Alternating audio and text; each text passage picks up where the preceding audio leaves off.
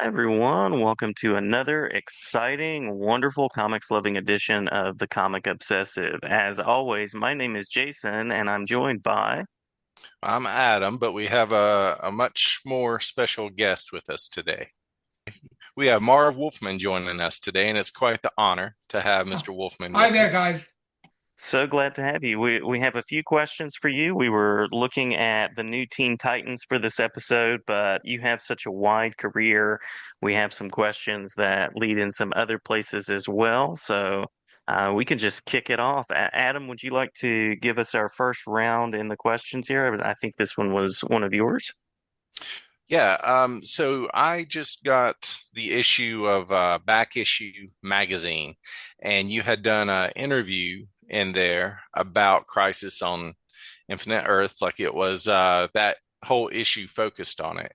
And so I just kind of wanted your take on what it was like to be in charge of such a massive undertaking as to bring all of the DC universe kind of together in one coherent history. How did you approach that? How did it feel to approach that? Can you speak to basically just Crisis in general?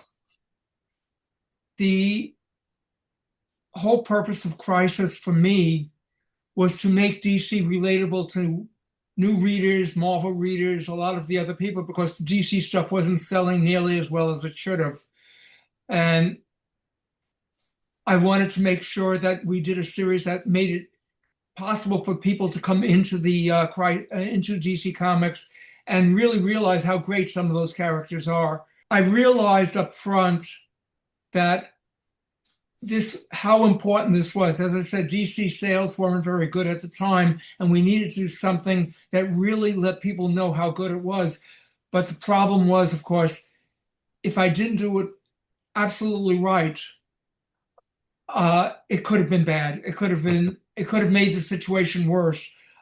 So we spent a couple of years, and I do mean years, working up the story so that I had a chance to go over every element of it and keep taking it down and taking it down, finding all the places where there may have been a problem or whatever else. I wanted to make sure that it was the absolute best that we could make it. And by the time I finished the entire plot over the several years, I felt that almost all of it worked perfectly. And I was really happy with what the plot was. After that, it's the matter of writing it. My view was just show the people how good this is, and hopefully they will check out other DC books along the way, which is what they did. Absolutely. I think you did a fantastic job with it. It was such a massive story that was so dense, but not in a bad way. It just had so many layers and moving parts and characters to deal with. It was impressive, I know honestly. that's the reason why it took so long. Fortunately, what was happening was when I proposed it, I said we should come out when the 50th anniversary of DC was coming out, and that was a few years in the future. So they took a gamble on it, waiting a couple of years before they even published it. But I was able to work on it over a period of time to find all those places where there may have been questions along the way. As I say, it did work out, thank God. But it could have been a real problem if it didn't. Were you a long-term DC fan before you even got into the industry? Oh yeah, when I was a kid, about 8 or 9 years old, I was already a Superman fan. If you go on my website, you'll see a picture of me at 8 or 9 years old in a Superman shirt. So yeah, I was always a DC fan. Did it and I read this in the interview with you, but like the pressure of, killing a character like Flash, Barry Allen, who was, DC royalty kind of. How did you feel about that?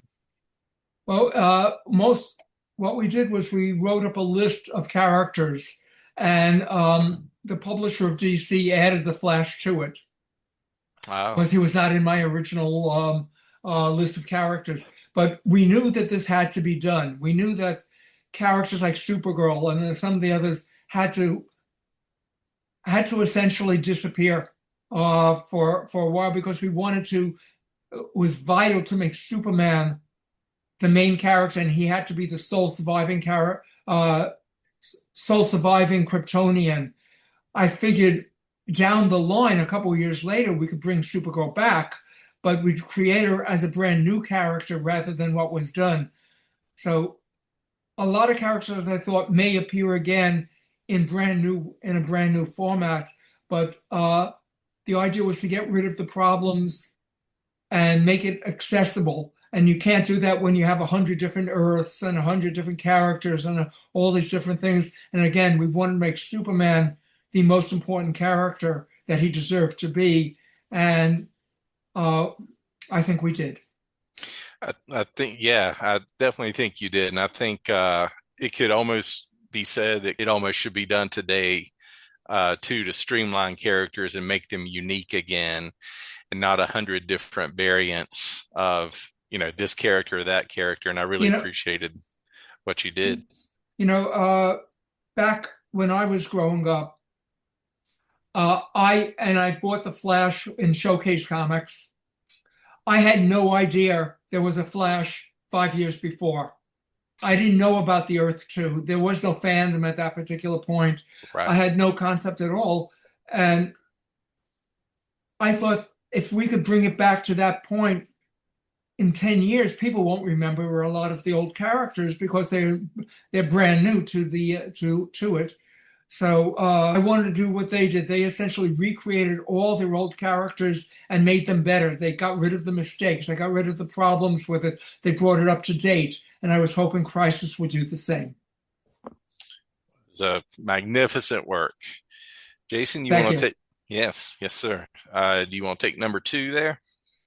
Absolutely. We've been talking about stories that include multiple characters, balancing storylines. And as I mentioned at the outset, we did some rereading on the new Teen Titans for this episode. What was it like writing both the youthful, the heroic sides of these characters? That I really like the way it comes together in issue 8, but all through the issues. That's what the Teen Titans had to be. What I wanted to do, Mhm. though, was make them older than they were in the previous version of the Teen Titans. They were like 14 or 15. And what I wanted was characters who were 18, 19, and maybe 20. Mhm. And it Mhm. was important to me that these be characters who can do everything on their own. They didn't need to have the Justice League looking over them. They didn't need to be kid partners. They were old enough to handle all these problems on their own. It was very important to me to do that. So that's why the characters are so much older than they were in the original run of the Titans. What I wanted to do was make these characters look like they could stand on their own. Our readers are that age. Why should these superheroes be able to handle most of their life without outside help? Yeah, yeah, I love that. I love how the characters deal with sort of daily things, and then in that particular issue, there's an outbreak, a threat on a college campus, and it comes together really well, all the different parts of the story. Thank you. The idea there was to show that they were people, not just superheroes. They were real people who had real people problems. And all of issue 8 really says that. It's really about who are these characters, what do they like, what do they dislike, what are their problems, but all in the sense of how you would deal with people uh, that you didn't know were superheroes. I love the part where Cyborg meets the boy, and he sort of has this moment where he's wondering if he'll be accepted, and then it turns into this big connection between him and this young character. That's just one of the beautiful parts of that story to me. That was very much George's idea. And we talked about it because I had pitched the whole idea to him beforehand. And he came in with doing that bit. And I thought that was just perfect. Well, what was it like working with George and the rest of the team on the book? Well, George and I had worked together previously at Marvel a bit and other places and other assignments too. George was wonderful. I mean, not only was he a brilliant artist, but he understood story, he understood character, and the two of us working together really got to push all of that. And he was the absolute perfect partner to work with, as well as a good friend. And you guys stayed on that series for a very long time. Artists, take a lot longer to work on books. So George left after about 5, 6 years, and then we did other Titans materials, and I stayed on it for about 14 or 16 years, something like that. It's you are so synonymous with the Teen Titans. Matter of fact, here's a little side note. I told my son Ollie that I was talking to the writer of the Teen Titans because he was such a huge fan of the cartoon that came out that was kind of based off of yours and George's run. He was very impressed. Thank you. So out of that big run, were there any Titan stories that you would hand somebody and say, this is like the pinnacle of my run? Or, I mean, you had so many good ones. I know it must be hard to narrow it down, but just a favorite storyline of yours. One of them is one I really love this. I love the issue, and it's not one of the ones that the fans talk about much. They talk about the terror storyline or some of the other storylines, but I think it was issue 18, and it was the return of the Russian Starfire character. I really love that issue. The story doesn't continue onwards. It's just a one-shot story, but I think it's really powerful and tells you who all the characters are. And again, that's issue 18. Looking at your credits, I noticed that you were kind of leading the pack on the Marvel horror stories of the 70s. Like you seem to have a hand in most of those stories in some way or another, like Werewolf by Night on some level and Ghost Rider and all of those. Was that something that you were just kind of drawn to? Or is it just somewhere that you just kind of found yourself working? Yeah. I actually was a big fan of horror stuff, and I loved writing Tomb of Dracula. That's the one. I only did one issue of Ghost Rider, and I only did a couple of issues of Werewolf by Night.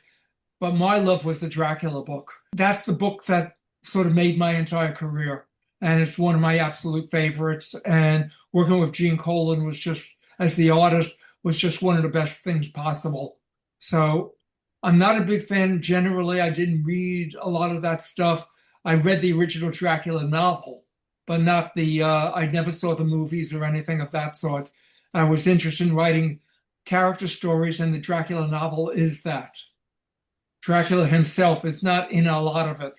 It's all about the real Dracula's effect on real people.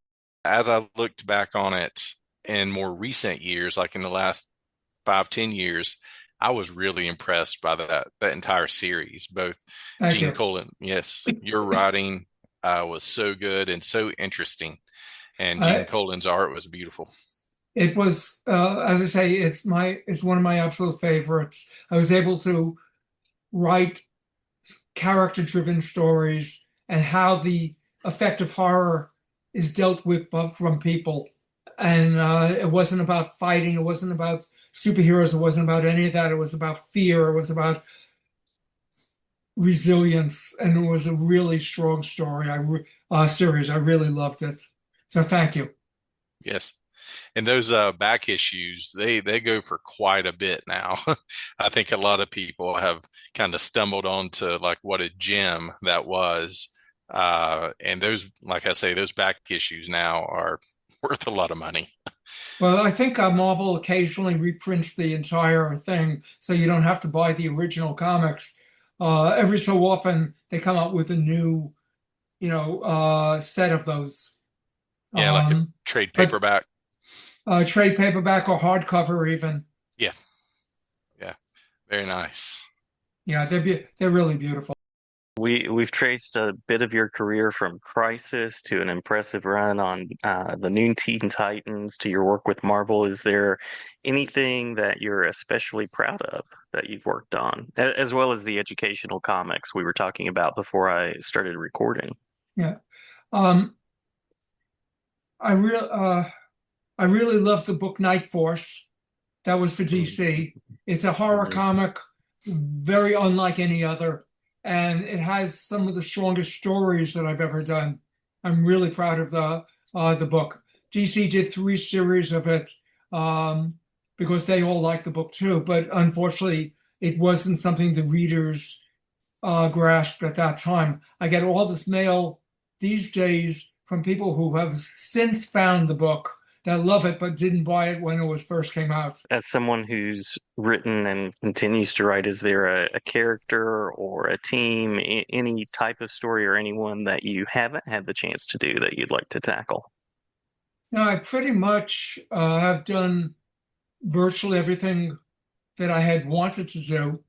Um, I'd be working at both DC and Marvel. I got to do most of that stuff, and that's thrilling. What I would still like to do? I'd love to do more Superman stories. I like to write individual Titans character stories, not necessarily the entire group, but individual characters where I could delve into one person and really explore them. Um, at Marvel, probably no man called Nova. Yeah, I believe that you invented Nova, Yeah, didn't you? yeah, yes, I did. And that's a great character. I love that character. Thank you. Um, what's an idea that you hope kind of comes across from your work in your comics, like maybe almost like a theme in your work that you hope people pick up on? You never are aware of what you're doing sometimes in terms of uh, what you want other people to see. Um, you're trying to write a really strong story or a good story, and you're not thinking of that sort of thing. It's the fans who find that you've been talking about, love. You've been talking about, different emotional things, and they're the ones who see it from the point of view of as an overview of all your work. The fans are the ones who see that sort of connecting tissue. The writers don't always do that because we don't think in those terms. We're thinking of individual stories and the characters and all of that, but we're not thinking that there's a theme that runs through everything. Very nice. Very nice. You said that you wanted to write Superman stories, so I got to ask, are you excited for the Superman movie coming out soon? Absolutely. Cannot wait. I'll wrap up my part of it by saying that, you mentioned you would like to go back and tell individual stories about Titans. One of the first comics I got was you did that 4-issue miniseries. Right. Tales of the Teen Titans. Yes. And I had the Starfire one, and it really intrigued me as a little kid because it was such dense storytelling, and there was such conflict and struggle and rebirth. And I just wanted to say that that was one of the, I guess, introductions to your writing and really to comics in general. And I love that issue. It was amazing. Thank you. So do I, which is why I'd love to do more just single issue stories, because you can really delve into the characters that way in a way that you can't always do when the group is together, because you have to surface all the characters in a book. Doing a book like issue 8 of Titans, which we were talking about, A Day in the Life, allowed a little bit more than than generally you can get. That gave us a lot of good character stuff because we didn't have a villain, we didn't have any fights, we didn't have any of that stuff, so that could play it. But I would always love to do an individual Titans character book. I would love to see it. I'd love to read it. What else do you have for Mr. Wolfman here? I would just express gratitude. I know we're both big fans of yours. We appreciate your characters. Yeah, the way that your stories reflect humanity and the impact on people and the realism that comes through alongside all of the supernatural elements. My belief is that that you're not writing, no matter what you're doing, you're not writing just stories about people fighting. That's so many comics are just big action scenes. I've always felt that everything has to be coming out of character. Everything has to be who these characters are, how they're reacting to what's going on, and why they either like, dislike, have problems with you or with someone else. They're like real people. You can argue with a friend and still be friends. And you could have a lot of serious problems because you all have different backgrounds. You all come from different places. And it's really important that you really define these characters and let the readers know who they are, because they're the consistent. The big fight villain, he's there one issue, he's gone the next, but the characters are always there, and you have to make sure they're interesting, that people want to read more about them. Well, you most certainly accomplished that goal with your Thank you. writing. Thank you. Absolutely. Many thanks for your time, and we usually close out by saying stay obsessive, and I would add stay obsessive with the work of Marv Wolfman. Go out and check it out, and make sure that you read some of the issues that we've mentioned. You can start with Teen Titans, Crisis, Marvel, Night Force, or whatever it is that you would want to begin with. Thank you. You take care. You too. Thanks And so bye to much. all everyone.